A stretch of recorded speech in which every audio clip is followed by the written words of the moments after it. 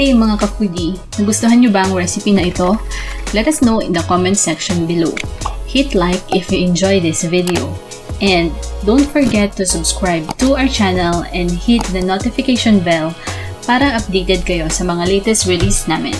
Until next time, this is Foodie Pinoy saying goodbye and it's a wrap!